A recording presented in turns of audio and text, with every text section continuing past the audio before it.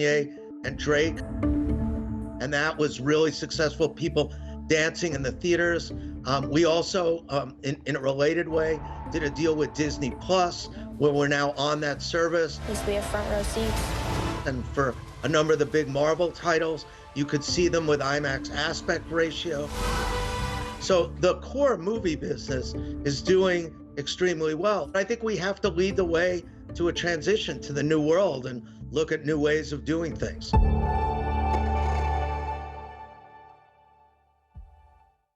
I'm Salma Abdulaziz in Kyiv, and this is CNN.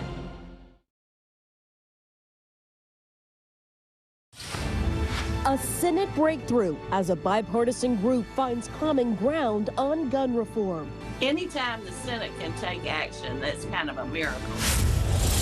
President Trump summoned the mob. Now, the whole premise of the hearing is that President Trump is criminally responsible, but in terms of criminal liability, I think the committee has a long way to go. I know that our first hearing pierced the sound barrier, but Americans need to pay further attention because the danger is still out there.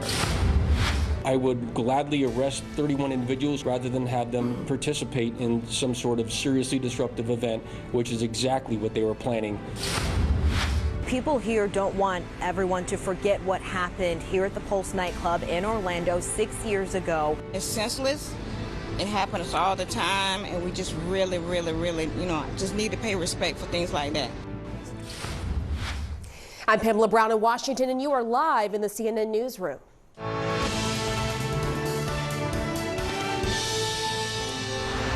An agreement in principle. A bipartisan group of senators says a gun safety deal is in the works, including support from 10 Republicans who would be critical to defeat a filibuster. Now, if the deal becomes law, it would be the biggest gun reform legislation in decades. This news comes 19 days after a gunman murdered 19 children and 2 teachers in a Uvalde, Texas elementary school.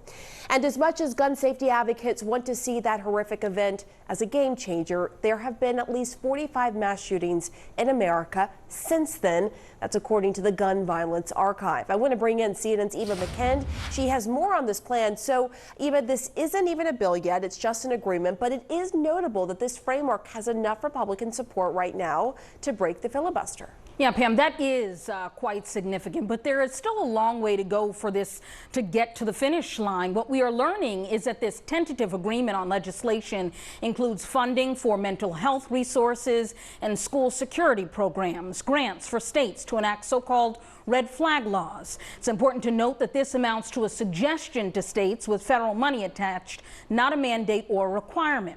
A more thorough gun review process for people between the ages of 18 to 21. It would address the so-called boyfriend loophole. It may come as a surprise to many that there aren't tighter laws to prevent domestic violence abusers from getting guns beyond just spouses. There's also new penalties for straw purchasing. That's when a gun is bought by one person on behalf of another who is not legally allowed to make the purchase. Additionally, it would clarify the definition of a firearm dealer.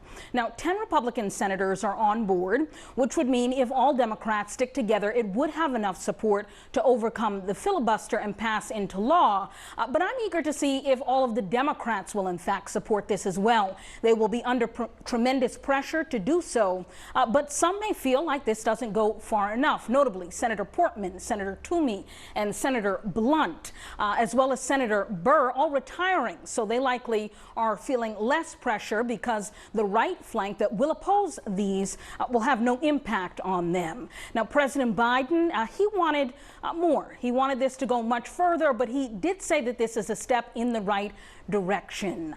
It doesn't include a renewal of the assault weapons ban, most notably, and that's the thing that both President Biden and gun safety advocates have been calling for a long time. Pam? All right, Eva McKend, thank you. So let's talk about all of this. Joining me now is one of the Democrats in that bipartisan group, Senator Chris Coons of Delaware. He is a longtime advocate for gun reform. Senator, good to see you. So there is no actual legislative language here yet. As you know, the devil is in the details. Some of these are complicated issues. What makes you optimistic this will become meaningful legislation with enough Republican support to pass? Well, Pamela, I'm optimistic both because of the outreach and activism of the American people who've been flooding senators with phone calls and have been taking to the streets in the National March for Our Lives this weekend, and because of who's leading this effort. Senator Chris Murphy of Connecticut and Senator John Cornyn of Texas have worked with each other successfully to pass bipartisan legislation before. And we've got a broad and representative group of both Republican and Democratic leadership. Senators Manchin and Toomey first opened this door a decade ago when they teamed up to work to expand background checks after the Sandy Hook massacre. And Senator Blumenthal and Senator Graham have been working together on so-called red flag laws or emergency risk protection orders that would make it possible for local law enforcement to temporarily remove guns from demonstrably mentally ill and dangerous people, such as might have been helpful in the Uvalde shooting. Frankly, Pamela, I'm encouraged because despite weeks of work and lots of different pressures, this group of 20 senators has come together today and announced an encouraging framework. So what is the timing here then? When can we expect this framework to move towards a bill and eventually a vote? Well, Pamela, we're going to be working hard this coming week to take this framework and turn it into legislative language that we can introduce on the floor. I'm cautiously optimistic that we can get this passed out of the Senate in about the next 2 weeks before early July. In Senate terms, that would be rocketing along. But for the average American who's been waiting and watching in the weeks since the horrifying shooting in Buffalo and since the tragedy in Uvalde, they want us to act. They want us to act before the attention of the nation turns to something else, and they want us to act before the pressures that have prevented comprehensive gun reform legislation in the past begin to work and to fray this group of 20 who are committed to each other and to this project. You had mentioned, touched on the red flag laws as part of this framework right now. This plan would incentivize states to pass those laws. Here's what you said earlier on State of the Union about that. If it had been in place in the states of New York and in Texas, it's possible that that would have helped prevent these mass shootings in Buffalo and in Uvalde. But Senator, New York enacted a red flag law in 2019. State police decided not to invoke that law against the Buffalo shooter, even though he had made serious threats of violence because he didn't have a previous criminal record. So how do you ensure that states adopting red flag laws use them? Well, Pamela, that's a great point. Jake Tapper actually reached out to me after State of the Union to point that out to me, that New York had such a law on the books. Part of the incentives we're going to be offering in these federal grants is for states that already have so-called red flag laws or crisis intervention order laws, and encourage them to more thoroughly and broadly implement them.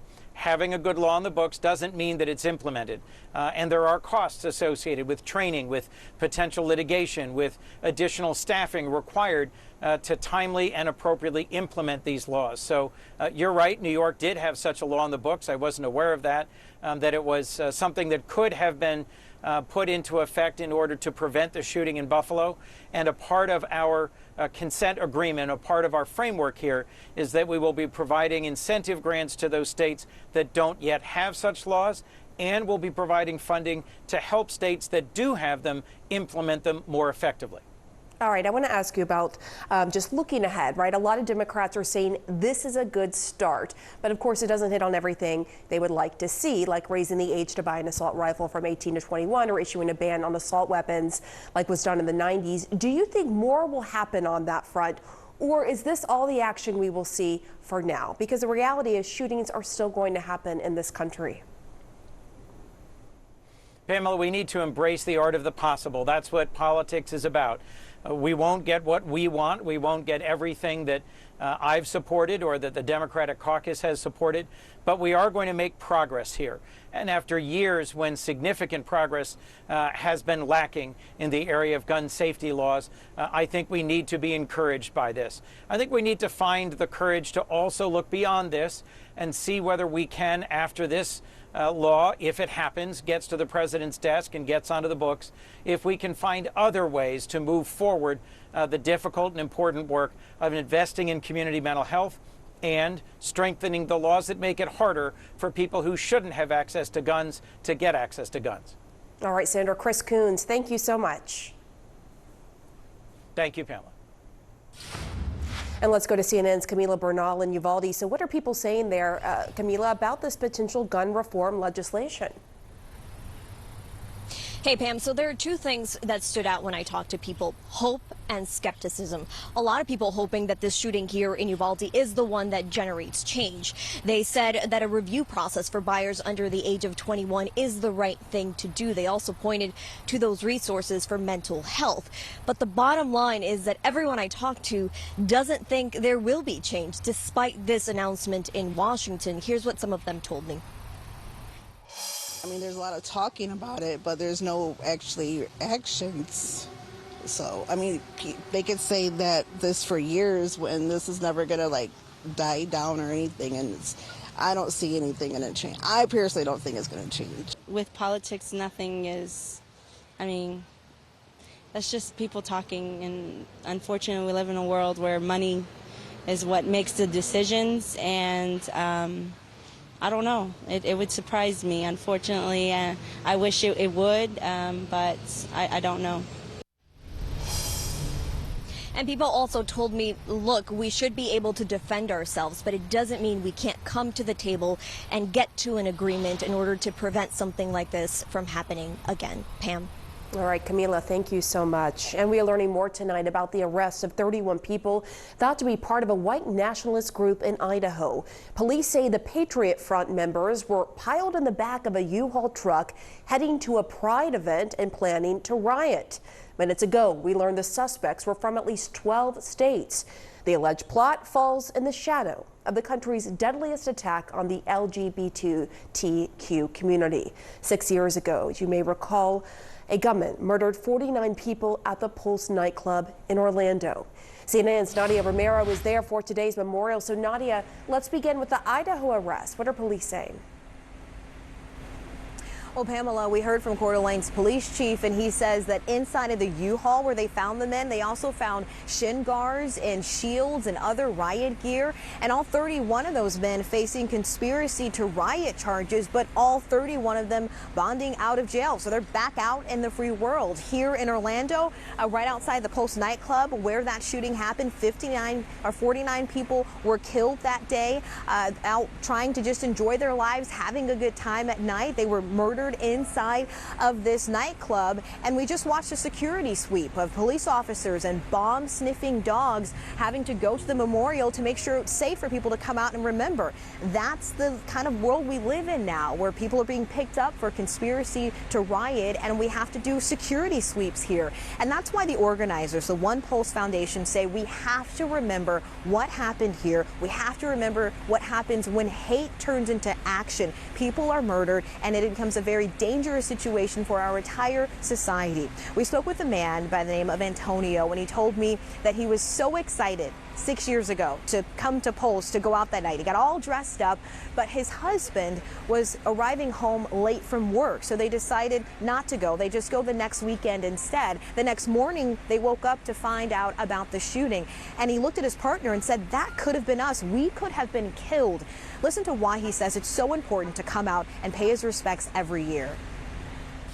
It definitely marks a difference in me. Every year I try, it don't matter if I work, if I have to be somewhere, I always stop by because, like I said, it could have been me, and they were here, they lost their life, and they were here for the same reason I was gonna be here, just to have a good time and be able to spend time with my loved ones at a safe place, or what we thought it was gonna be a safe place. And you're hearing that a lot, Pamela, where we thought it was going to be safe. The memorial will be tonight at 7 o'clock in just about an hour. Pamela. All right, Nadia Romero, thank you so much.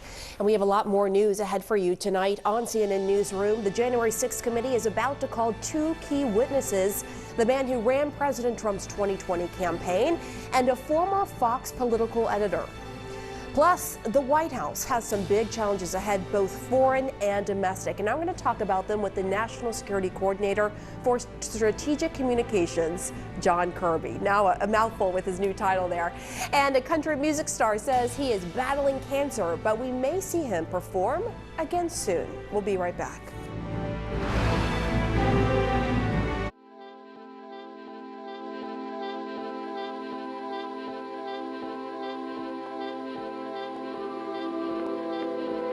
Almost all carbon emissions come from industries that shape our world. But at Standard Chartered, we believe progress doesn't have to cost our planet.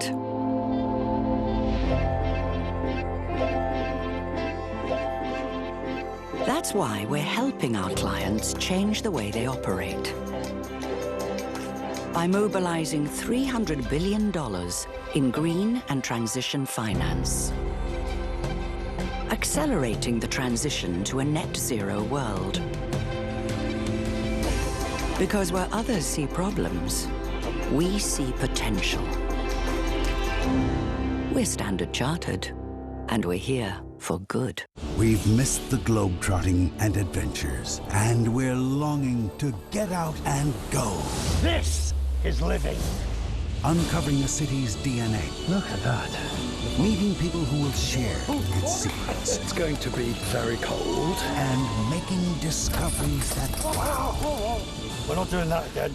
It's a world of wonder. Gorgeous. Now, go and see it. Saturday on CNN, in association with Turkish Airlines.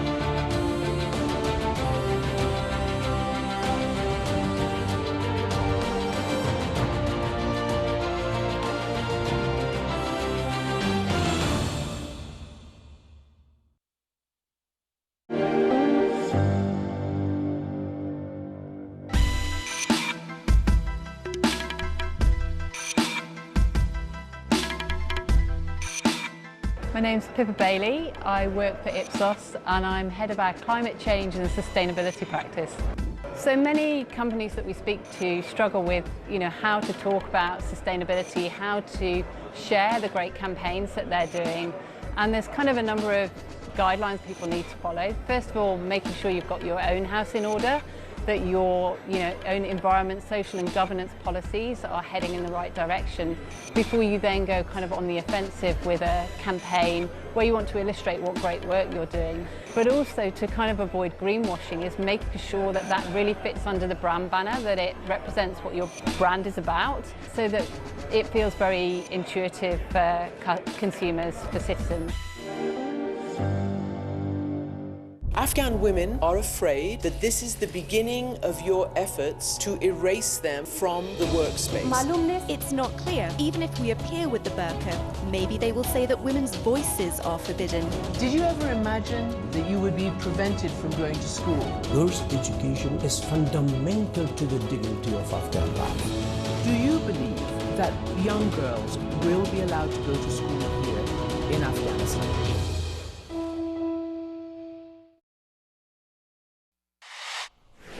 The January 6th committee's next public hearing is tomorrow at 10 a.m. and taking center stage, the 2020 election lies.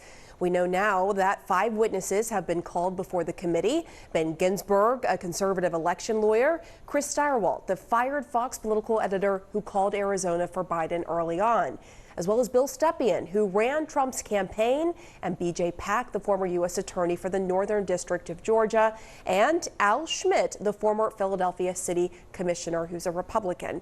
Joining me now is CNN senior legal analyst Elie Honig. So, Elie, Chris Stirewalt and Bill Stepien will be the first 2 at tomorrow's hearing. What can you tell us about them and their significance here? Yeah, Pam, it's going to be a fascinating day, starting with Stirewalt. He was a longtime political journalist and editor at Fox News. He's the one who made the call on election night that Arizona had been won by Joe Biden. That caused panic to break out in the Trump campaign because that undermined their plan to try to claim victory. So Stirewalt will testify, I believe, about that call and about efforts by the Trump campaign to pressure him and Fox News to take it back. Stirewalt has become an outspoken critic of the big lie. And then Stepien is really interesting to me because he was the campaign manager for the Trump campaign in the closing months of the campaign. Now, we didn't know until a couple hours ago he was going to testify. All we know is the committee in its letter to him said, you were in charge of the campaign when it went from a presidential campaign into this stop the steal mode. So I'm really going to keep a close eye on that testimony. And so what about the people appearing at Monday's second hearing? You have Ben Ginsburg, BJ Pak, and Al Schmidt. Well, Ben Ginsburg, of course, has been a colleague of ours here at CNN. He is a longtime respected Republican conservative election lawyer. He has represented Republicans from Ronald Reagan up through George W. Bush, but he has been a very outspoken critic of the big lie. Al Schmidt was, again, a Republican commissioner in the Philadelphia Board of Elections. We know the Trump campaign's big lie theory focused heavily on Pennsylvania and Philadelphia. He has stood up publicly against the big lie. And then BJ Pak was the U.S. attorney, the top federal prosecutor for the Northern District of Georgia, where Atlanta is. He resigned unexpectedly on January 4th, and he has since testified in the Senate that the reason was because he believed he was going to be fired because he refused to give in to pressure from the administration to try to validate these bogus election fraud claims. All right, so tomorrow could also be a big day on another front, and that, of course, could be the Supreme Court decisions that we could get as early as tomorrow on abortion, on guns. So what can we expect? Yeah, Pam, over the next 2 to 3 weeks, we will get the remaining decisions on the Supreme Court's docket. You hit on the two big ones. Of course, the abortion case is the biggest one. This is Dobbs. We've seen the draft, but if that draft holds, then the court will reverse Roe versus Wade after nearly 5 full decades of precedent. Of course, that will have monumental impact across the country. The other really, really big one that we're waiting on is a case involving a New York State firearms law under the Second Amendment. It appears the Supreme Court is going to strike down those New York regulations. And if they do that, that could really expand the scope of the Second Amendment for people to carry firearms not only in their homes, but also on their person outside their home. So those are two big ones, Pam. They could come tomorrow, but they certainly will be here by the end of the term, which will run until the end of June or maybe very early July. So huge news coming out of the Supreme Court as well. Yeah, for sure. Ali Honig, thank you so much. Good to see you.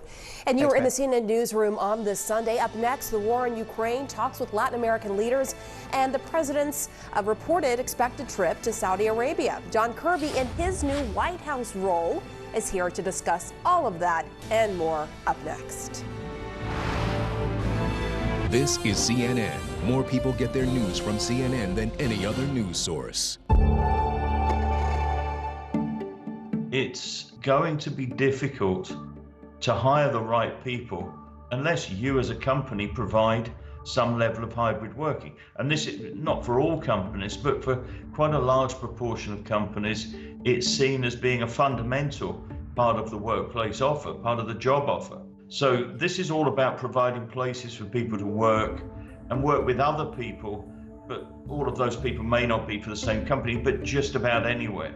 And it's that flexibility of the workplace that's what companies and people are looking for. A revolution is the way to describe it, because it's a fundamental change to the way people want to work and companies want to support their workers. And it's a permanent change, and it will be one of the lasting legacies of the pandemic.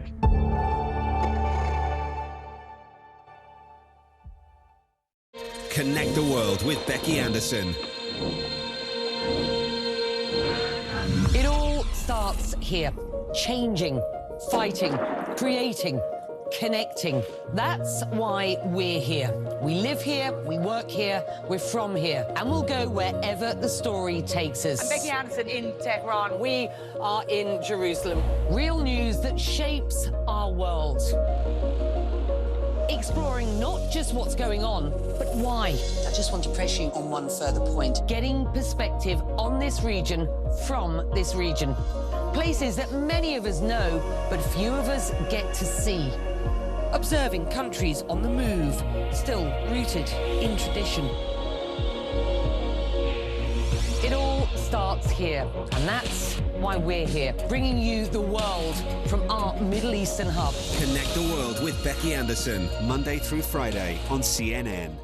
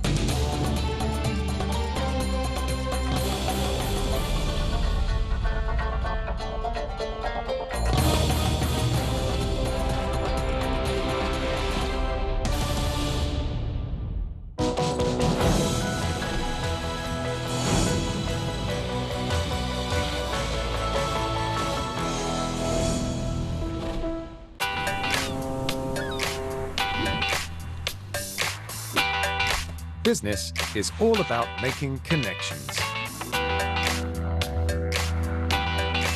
But some connections are easier to make than others.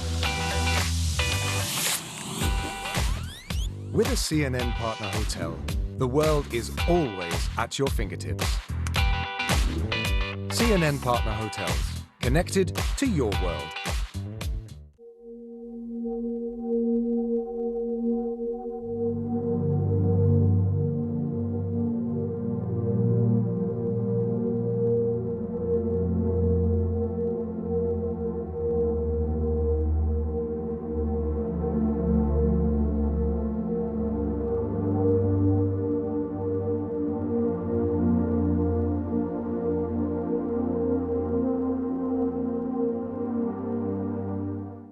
I'm Paula Newton in Ottawa, and this is CNN.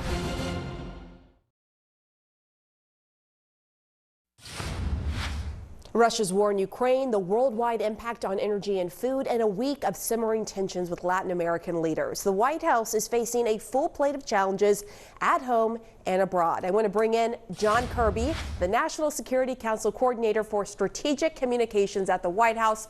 Whew, that's quite the title now, John. You've been in the job for a week. I have. You were you probably recognize him as the former Pentagon press secretary. He's a retired Navy admiral. What a time to be coming on at the White House. So much is happening, right? Yeah, there's a lot. And of course, no surprise to you, I'm going to start with Saudi Arabia, right? Because senior U.S. officials say President Biden is looking for a full reset and effectively move on from the 2018 murder of Washington Post columnist Jamal Khashoggi. Here's what President Biden said yesterday about a trip to Saudi Arabia. Have you decided, sir, whether to go to Saudi Arabia? No, not yet. It happens to be a larger meeting taking place in Saudi Arabia. That's the reason I'm going. The reason I'm going, several news outlets are reporting that the president's trip will be announced soon. Can you confirm this trip for us? Well, I'll tell you, we're working on the relationships in the region very, very hard. I don't have a trip to speak to or announce today with you, Pamela. But look, this is a vital part of the world, and the president has been focused on this part of the world well before he was president of the United States and commander-in-chief, and we're going to continue to work on those relationships. Okay, so if he goes, it sounds like details are being worked out right now, and I know. Is that fair to say? Again, we don't have a trip to speak to tonight. But details are being worked out for a potential trip. We are certainly thinking about what would a trip look like and what kinds of things will we need to do when we go to the region. And as part of that, as you think through what it could look like, could we expect a meeting between the president and the Crown Prince MBS? Is that something that you are looking at? Yeah, again, I don't want to get ahead of an agenda that hasn't been announced. But look, I think it's fair to say, and this president knows foreign policy better than most, that when you execute a foreign policy, it's got to be in concert with your country's values as well as your country's interest. And so the president has said, and he's right to say this, that he'll meet with leaders if it's in the best national interest of the United States and the American people. Well, you talk about the country's values. The president, when he was a private citizen, when he was a candidate, he talked about how, look, that Saudi Arabia must pay a price for the Khashoggi killing. He talked about the fact that the U.S. has to have the moral high ground here, and he criticized the former President Trump. So how would a trip reflect to Saudi Arabia reflect the values of America, given the killing of Jamal Khashoggi, the Washington Post journalist, and the fact that the administration released a report saying MBS was central to that killing. Well, that's just it. Right after taking office, the president did release a report that talked about the role of Saudi leaders in the Khashoggi killing, as well as instituting what we call the Khashoggi ban now that would limit travel for other regimes that do this kind of thing to journalists. We have put in place, the president has put in place accountability measures with respect to the Khashoggi killing. But Saudi Arabia is also a strategic partner. Yeah. And in foreign policy, it's about balancing the values, and we're standing up for the values, and we're not afraid to speak to our human rights concerns in any country around the world, but also pursuing national security interests. And there's a lot of shared national security interests when it comes to the relationships in the Middle East, particularly with Saudi. Counterterrorism, what's going on in Yemen. And it was from our engagement with the Saudis that we were able to get a truce that has now been extended in Yemen. And I understand your point of saying, like, there is strategic national security priorities here, but there's the human rights aspect and the fact that Biden himself is on record saying what he said. You've said Saudi Arabia has been held accountable. The administration released a report, but what price has MBS paid specifically? Both can be true. You can pursue values and national security interests at the same time, and President Biden has done that. And there has been accountability measures put in place, sanctions. But for MBS specifically, sanctions on the Saudi Royal Guard, as well as other bans put in place on travel for people for regimes who continue to persecute and conduct violence against protests or activists. There has been accountability measures put in place. But not specifically for MBS, is what I'm hearing from you. What has changed in the last several months? Because our understanding is that President Biden initially resisted visiting Saudi Arabia. Now, as you say, details are being looked at for a potential trip. You won't confirm the trip is happening. But what has changed exactly? Why is there now this new openness specifically? And what do you say to those watching right now who believe that the president will be giving up some moral high ground here? I think it's actually better to talk about what hasn't changed, Pamela. And what hasn't changed is a long-standing, 8 decades-long partnership with Saudi Arabia and members of other countries in the region, but Saudi Arabia specifically, a key partner in the fight against ISIS, a key partner in the region in terms of counterterrorism writ large, and in terms of pushing back on Iran's destabilizing behavior. And again, we have worked closely with the Saudis, engaging diplomatically on the war in Yemen, which obviously the president has called for that war to end. He's called for a diplomatic negotiated solution. And now, working with the Saudis, we've been able to help put in place a truce now for 2 months, just got extended for another 2. There is a spate of national security issues that remain front and center for us in the Middle East. So it's what hasn't changed. I think that's important. All right, sit tight. We'll be right back after this break to continue this conversation.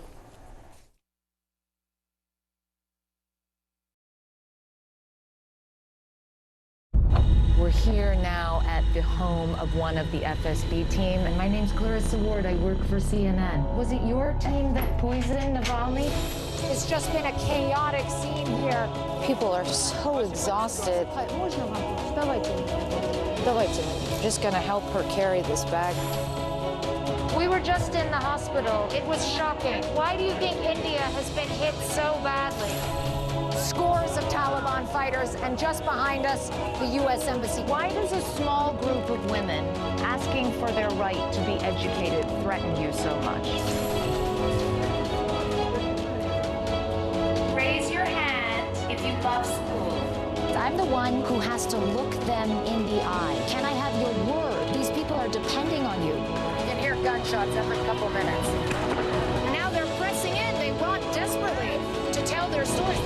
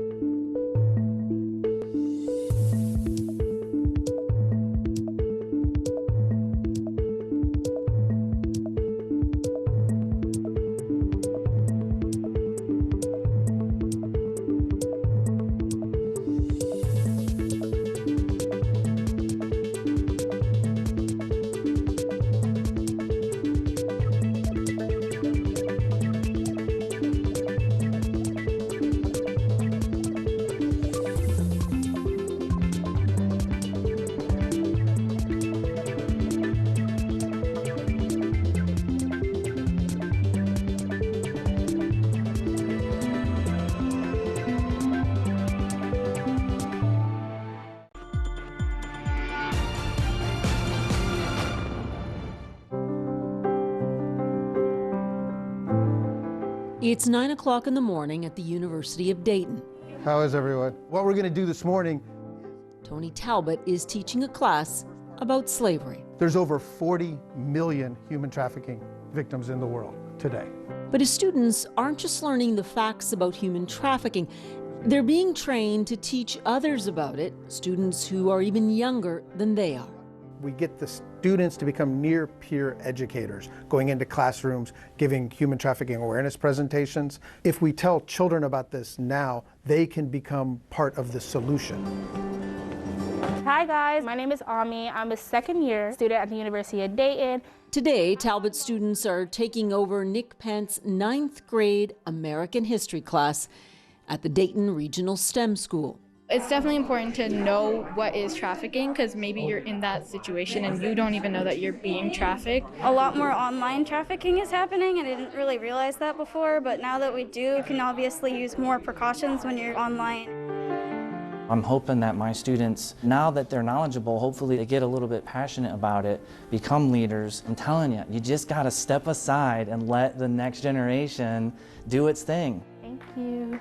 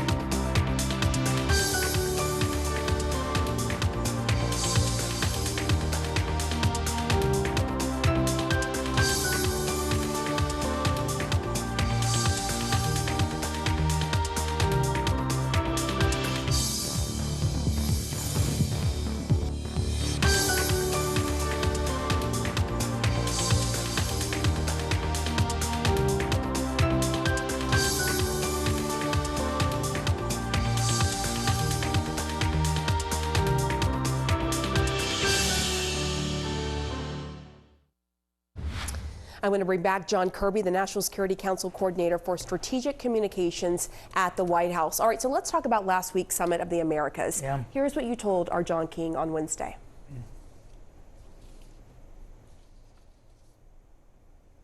Okay, apparently we don't have that sound. But basically you said that you were talking about Saudi Arabia. Oh, we do have it now. All right.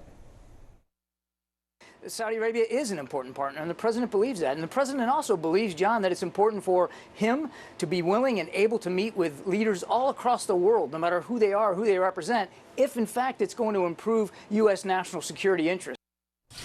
But Biden didn't invite the leaders of Cuba, Venezuela, and Nicaragua to the Summit of the Americas. You said the president is willing to meet with anyone if it will improve U.S. national security. Is meeting those leaders then not furthering national security? And did this cause more division than unity, not inviting them? No, not at all. This was a very successful summit. I mean, 22 heads of state, 68 delegations. Look at the things that were done. An economic agenda for the region, including $3.2 billion in more investment. A migration declaration that will actually, for the first time, consider regional concerns, criminal, sociological, and other dynamics in the region, a regional approach to migration, climate agreement in the Caribbean. I could go on and on. There was a lot done.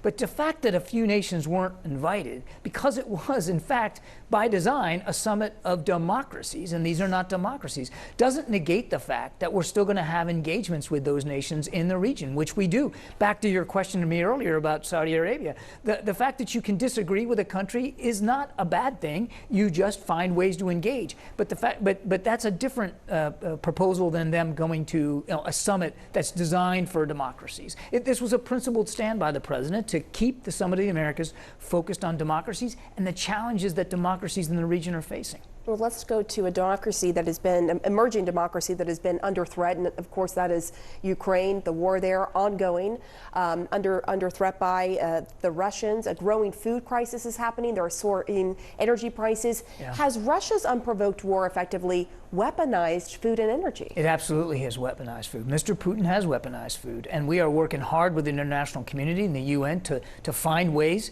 to be able to get that grain out there and on the market where it belongs. But this is just another example of the brutality with which Mr. Putin is prosecuting this war.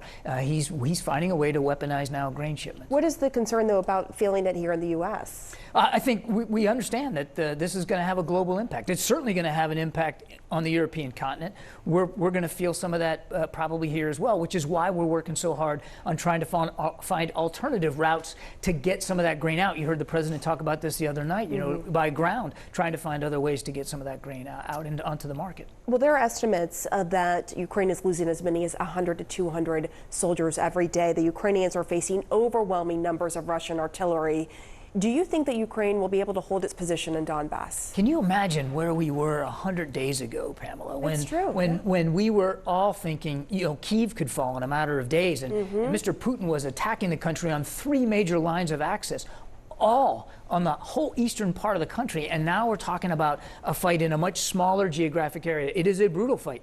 We've described it as a knife fight. It's very much an artillery, a gunfight, but it is focused on a much smaller area, and the Ukrainians are holding their own. Now, yes, there has been incremental progress by the Russians, but it is incremental. It is slow, it's plodding, and it's uneven, and that's because of all the security assistance that Ukraine continues to get from Western countries, including the United States. We've been the biggest provider of security assistance to include the kinds of systems that they need in this fight right now, whether it's M777 howitzers, and we've sent more than 100, or it's now these what we call HIMARS, a multiple launch rocket system on wheels that'll be going in very, very soon to help them get some distance, get some range on these Russian forces. So what do you say to critics then that say, actually, no, these weapons aren't enough? You know, I've spoken to some people who have privately expressed that concern to me that, look, yes, the U.S. administration is sending over weapons, and that has been great, and as you said, the biggest provider, but not all the weapons that the Ukrainians need to beat the Russians, and that basically this reflects a fear of Putin. I'll tell you, we are talking to the Ukrainians literally every day. And Secretary Austin's going to hold yet another contact group meeting with nations around the world to talk about security assistance, additional commitments in just a week or so. But every day we're talking to the Ukrainians about their requirements and capabilities and how we can fulfill them. And if we can't, Pamela, we're talking to other nations about what they can provide. So we're in a daily conversation trying to meet the requirement as fast as we can. And I'll tell you, there is material going into Ukraine every single day. If Putin succeeds in Ukraine, as you know, there is a lot of concern that will only empower China to take over Taiwan. How concerned are you about that? I think we need to be careful about comparisons between what's going on in Ukraine and Taiwan. And look, we've been very, very clear. Nothing's changed about our adherence to the one China policy. We don't want to see the status quo over the strait changed unilaterally, certainly not militarily, and there's no reason for it to ever to come to blows. All right, I want to ask you about some back and forth that has been happening in terms of communication from the president saying that Ukrainian President Zelensky didn't want to hear that Russia was preparing to invade. This weekend, Ukrainian officials, they are pushing back against that claim. They are saying, look, Zelensky was the one pushing for preemptive sanctions before Russia formally launched the war. So how does all of this square? Well, look, I think we were honest from very early on, certainly in February, about what we were seeing, and we were very public about what we were seeing. And as you saw us talk about this just a day or so ago. I mean, the president has great respect for President Zelensky and his wartime leadership. I mean, he has been doing an amazing job, not just rallying his people, but executing good command and control over his forces. We're focused right now. That's true. But I just want to get back to the president saying that Zelensky didn't want to hear that Russia was preparing to invade. There was a lot of opinions about the intelligence early on, and we respect that. Differences of opinions, especially with partners, is to be expected, as we've been talking earlier today. We're focused right now on making sure that they can succeed on the battlefield now and that they can continue to defend their people and their country. Okay, finally, I want to ask you about this news that came out, the arrest of 31 members of a white nationalist group in Idaho accused of plotting a riot at a Pride event. Congressman Jamie Raskin, a member of the January 6th committee, as you know, says these are the same type of people who attacked the Capitol. How much is the National Security Council monitoring the rise in white nationalism? I think, look, domestic terrorism counterterrorism is a constant focus for the National Security Council and the Homeland Security Council. I mean, we have to be in constant touch with law enforcement agencies and intelligence community about the threat inside the country. It is a valid concern.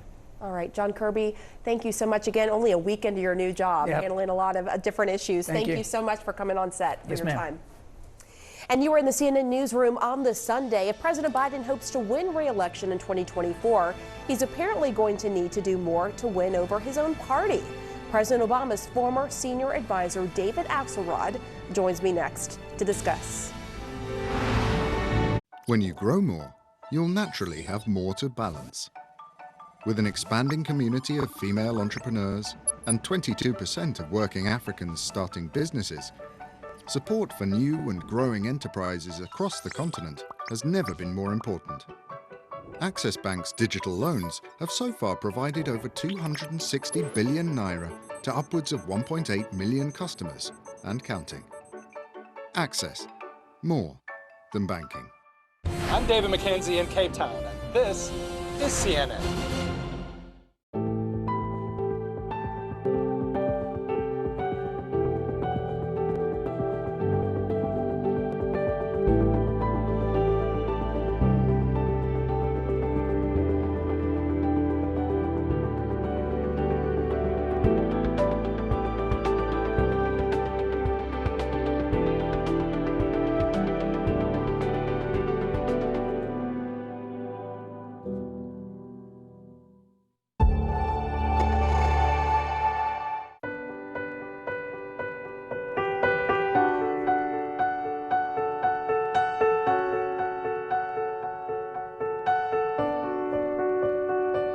Populations of wildlife need genetic diversity to be resilient, to be able to survive.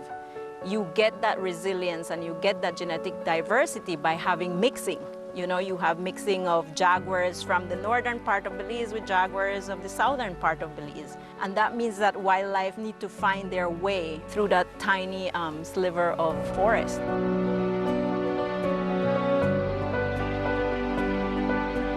Imagine you're getting squeezed on both sides, right? Your forest cover is going. In this particular case, it's mostly due to large-scale mechanized monocrop or agriculture that's taking place.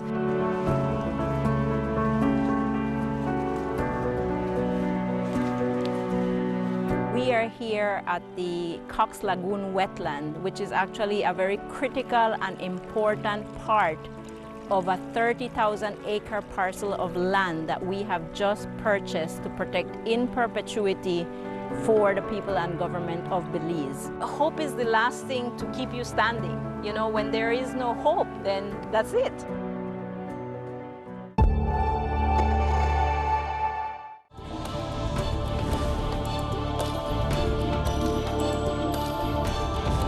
When you follow a story, you may be asked to take risks.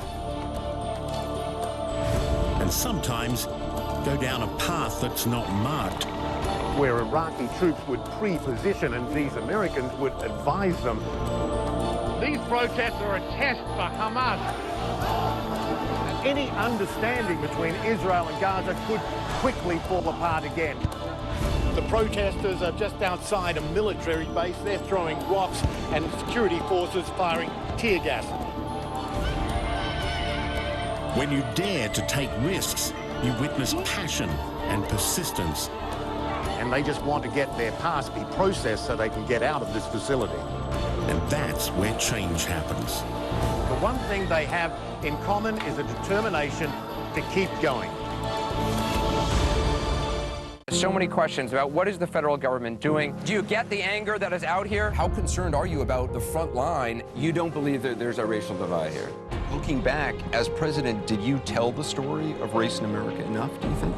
All the places I've been and all the things I've seen, all the people I've talked to, I carry with me.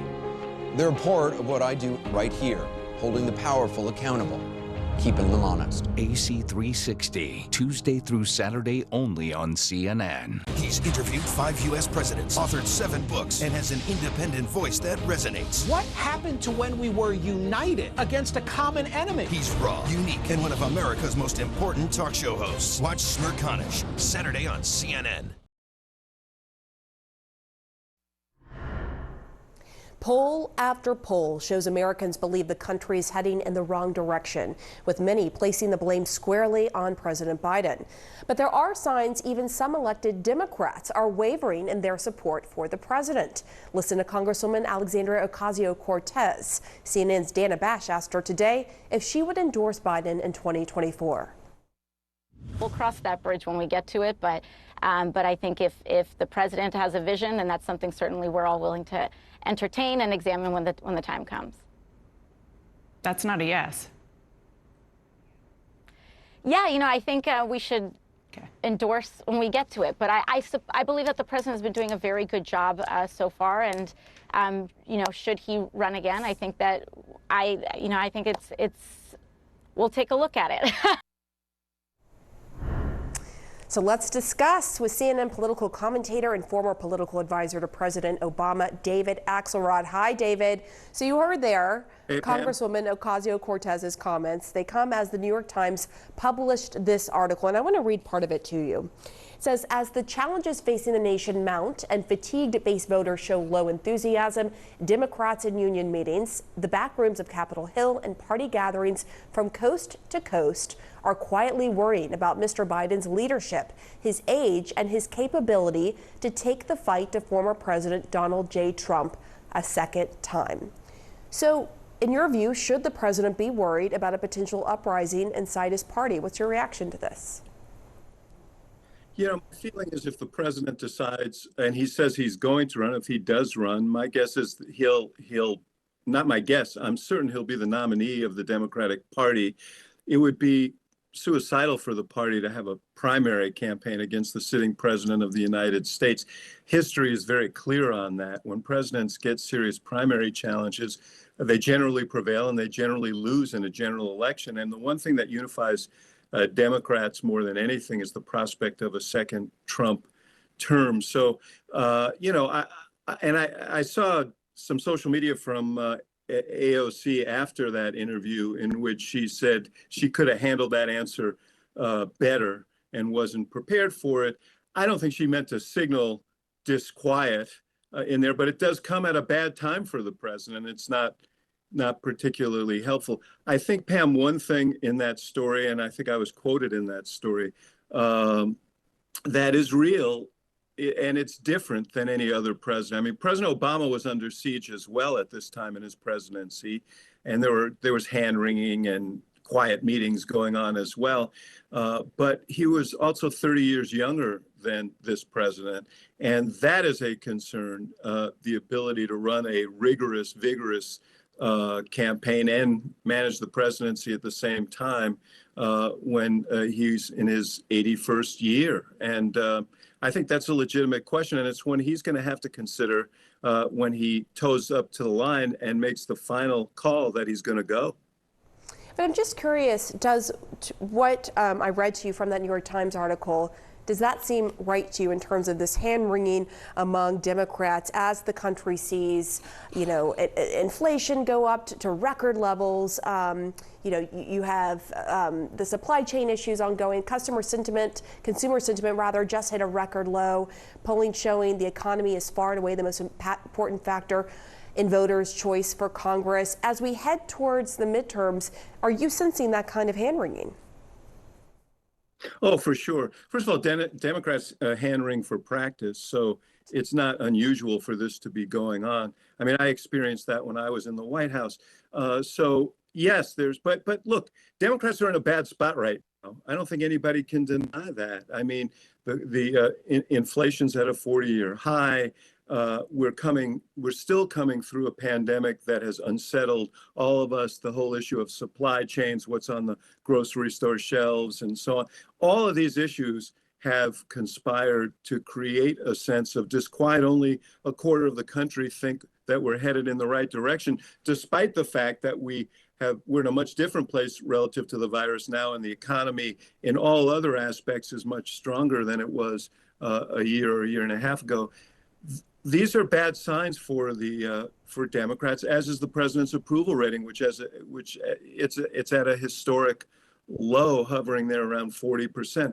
All of that is true. There is a lot of time between now and the next presidential election. And again, I think the most important decision is the one the president himself makes as to whether he feels like he is up to another go at this. And I think the thing that's motivating him, Pam, is the prospect of Trump. You hear from the people around him that they feel that he feels that he's the guy who can beat Trump. He did it once. He wants to make sure that Trump is beaten